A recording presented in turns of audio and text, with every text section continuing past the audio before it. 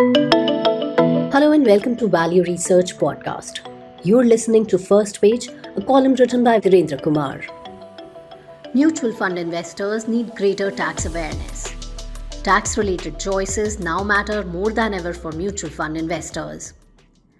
Even though the newly proposed tax on property sales is being reduced, long-term capital gains tax on stocks and mutual funds is now a settled fact.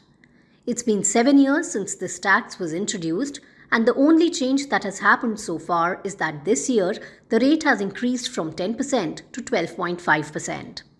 This is now a uniform rate for not just stocks and equity mutual funds, but for many other types of investments. However, that's where the similarity ends. For investors who want to earn long-term returns and build real wealth from equity-based assets, the tax structure means that significant attention must be paid to what they invest in and when they buy and sell those investments. The single biggest thing to be aware of is that it's far more beneficial from the tax point of view to invest in mutual funds than stocks. While this has been true since February 2018, the hike in long-term capital gains tax in this budget has made it that much more important. In any case, even earlier, many investors did not appreciate this about taxation. I'll recap the underlying principle. All equity portfolios need some buying or selling as individual stocks become more or less desirable. This is true even if you are good at choosing stocks and can hold most of your stocks for many years. Time goes by, circumstances change, companies and markets evolve, and formerly good stocks have to be sold and something better bought. If you are investing in stocks yourself, then these transactions will mean a tax liability.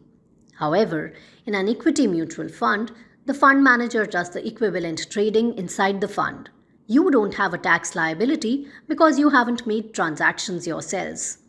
Moreover, this is not just about the tax amount itself. Over time, the bigger impact comes from the future growth of that money.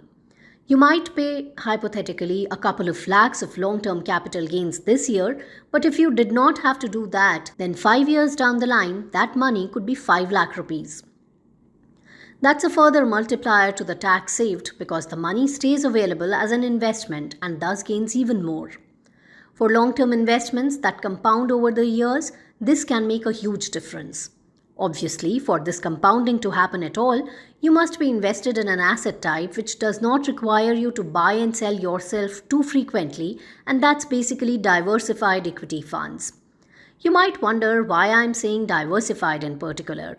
The reason, again, is that sectoral, thematic, or other specialized funds will likely need you to adjust holdings more often, while diversified funds will not.